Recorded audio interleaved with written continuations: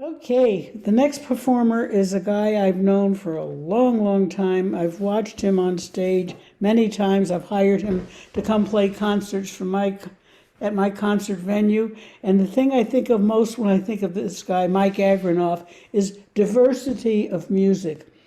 You never know. He does ballads, he does parodies, he does traditional songs, he does songs that he's written himself. Just an amazing array of music, and he always gives such an entertaining show. And the one that he's going to do tonight is really topical for New Year's Eve, so we'll think back a day. And please welcome our friend Mike Agranoff. And now for something completely different. I'm going to tell you a story. It's a story about the radio. In the 50s, FM radio became commercially viable. But for a long time, there were very few FM receiving sets out there. So therefore, there were very few people listening to the FM band and very little advertising money to be made. And the FCC had declared that stations were not permitted to broadcast the same program on their AM and FM bands. So what a lot of radio stations did was to hire DJs with a very broad range and wonderful taste in music. And that ushered in that lovely Camelot era of freeform radio, which lasted well into the 60s. But as the 60s went on and more people got FM sets, there was more advertising money to be made, and the management of radio stations kind of put the clamp on those freeform DJs. And this is a story about that. It's called The Ballad of the Sandman. When the broadcast room's a living tomb of cracked acoustic tiles, and you're left alone with your microphone and your playlist and your dials, and the hands upon the studio clock pass midnight and creep towards 1, it's time to take the air once more, and the graveyard shift's begun. The day shift and the engineers have all left hours ago. You close the heavy soundproof door, set your board aglow, cue the first 2 records up, settle in your chair, uncap and snap the transmit switch, and you're on the air. There's magic in the radio, enchantment in the ether, a power born of mind and brain and yet a part of neither, a power to be reckoned not in kilowatts or joules, Joules, a means to let a single voice touch 500,000 souls. But when you work that graveyard shift from 1 a.m. to 5, you start to doubt that anyone's out there alive. The halls are lifeless, phone is dead, and there's nothing quite so lonely as to call with kilowatts and reply here, silence only.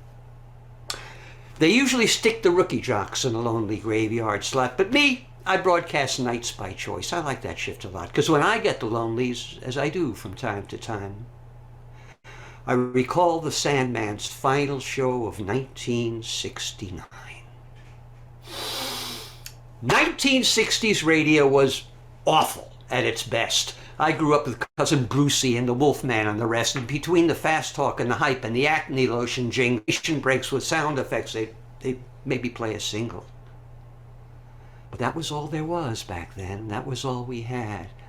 And nostalgia finds a way to sift the good from all the bad. And so intertwined was radio with fond scenes of my youth that it's tinted with a rosy glow that overlays the truth.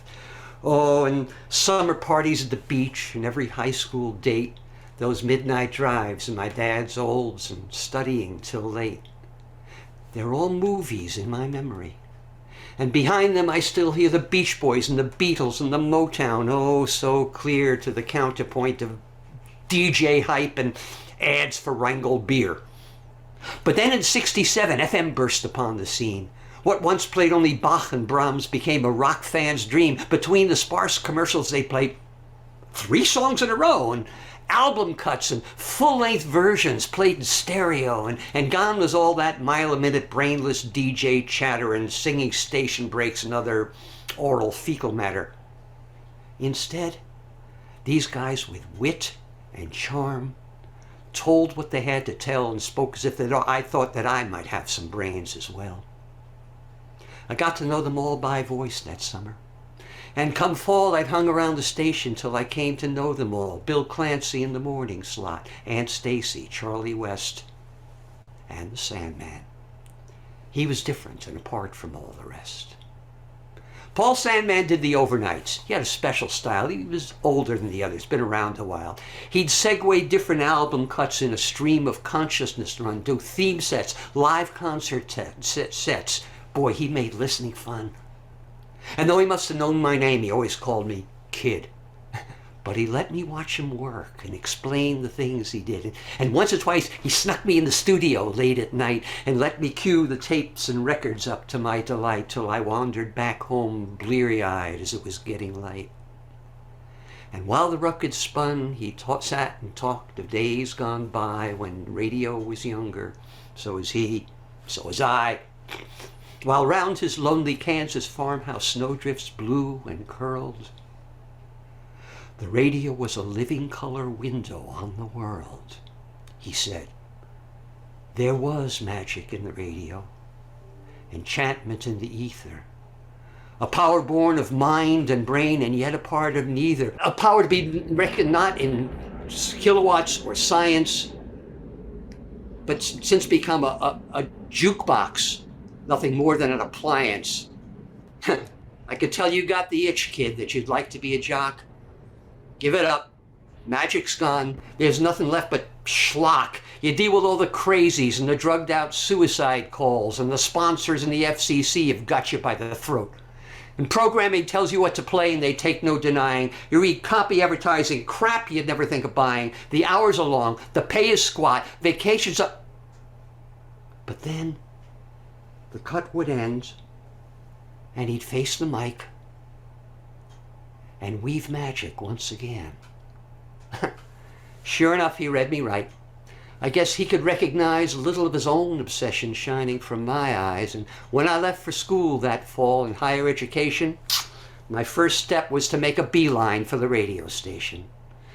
Throughout my freshman year, I learned the ropes and paid my dues. I engineered, did commercials, swept, read the news.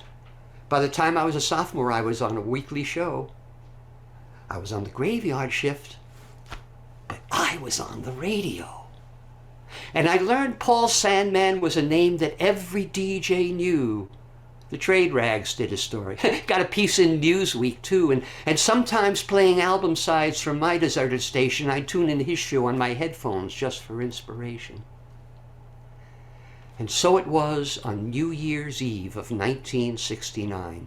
School was out, they'd all gone home. Station was all mine. Yep! There was I, the rookie jock, left holding down the fort well stocked with day-old pizza pie and coffee by the quart.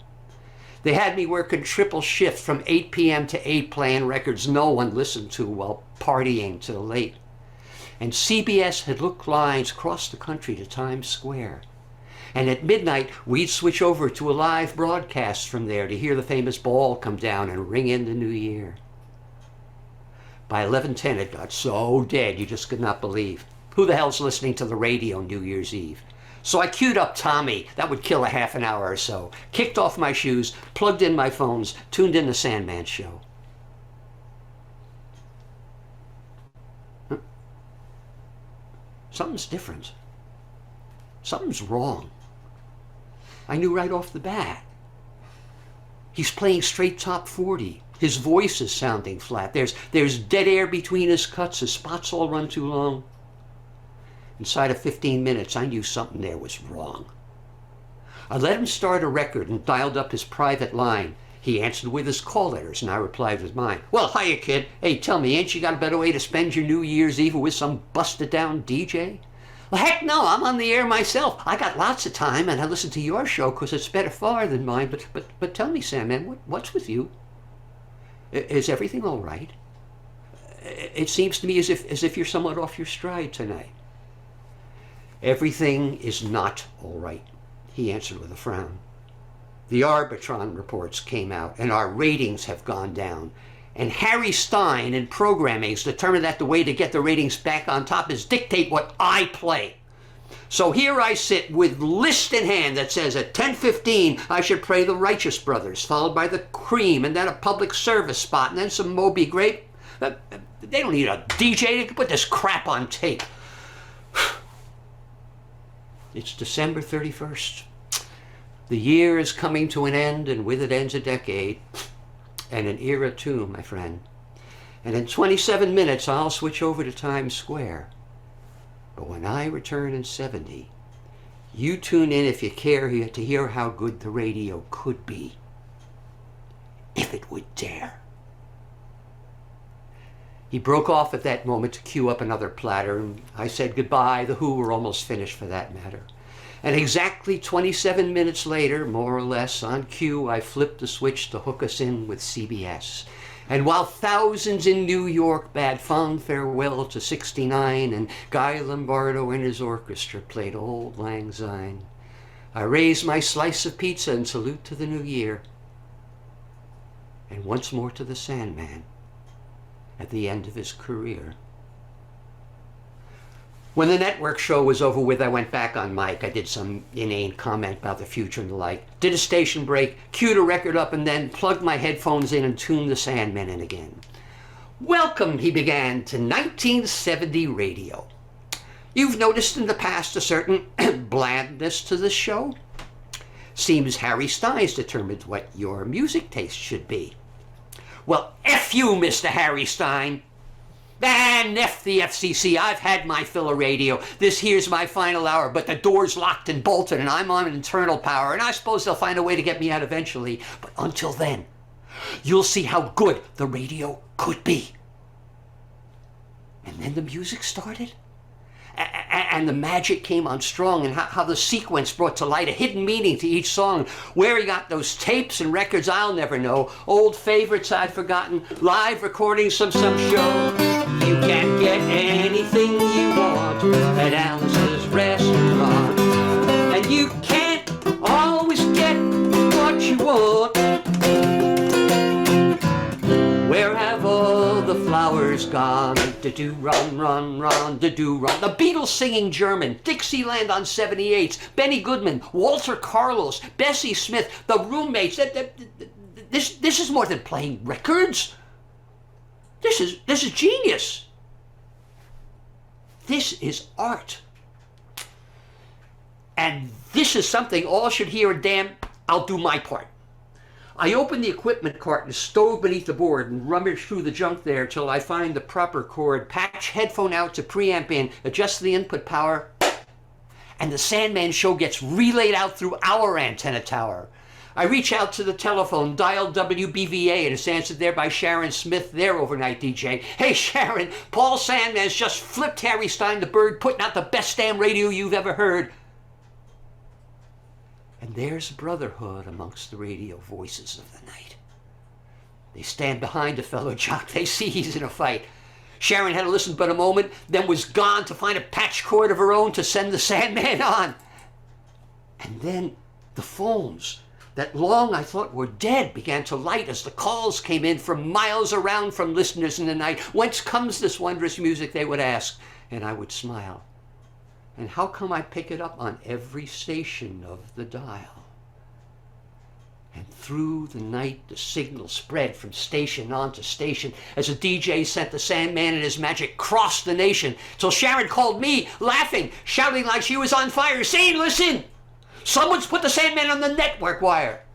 That's right. The lines to New York were still hooked nationwide. I flipped the switch to listen in and laughed until I cried. The Sandman must have reached some hero New York engineer, put him on the wire for the whole damn world to hear. There was magic in the air that night.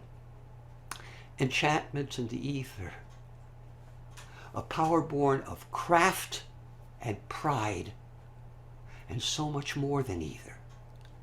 And all across the country sat the overnight hardcore and shared the Sandman's magic, till at 20 after 4 he stopped to say goodbye as they were breaking down the door. New Year's Day dawned cold and gray with just a touch of sleet. Many a jock by 9 o'clock found himself on the street. Me, I came off cheap. A reprimand is all I got. But New Year's night, a new voice broadcast from the Sandman slot. And since that night, the radio's become my occupation, and now a big shot DJ at a major FM station. But when the hours start to drag and the night's going slow, I cue up an album side crank up my headphone stereo, and tune into the Sandman, now on satellite radio.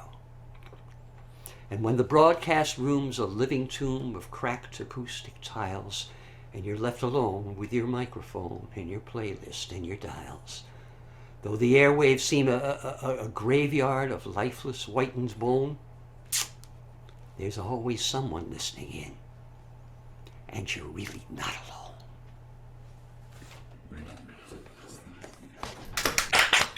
Wow. Yeah. Amazing. Wow. Guys, Ron Alesco, Honey, and Christine, who have kept the folk music on the radio. Thank you so much. Thank you, Mike. That was superb. I never get tired of hearing that piece, and of course, it hits home for those of us in radio. And I usually, whenever I play that song on the radio, I'm asking for funds for it's a fundraiser or something to remind people what radio could be. In the thanks, right Mike. hands. Right.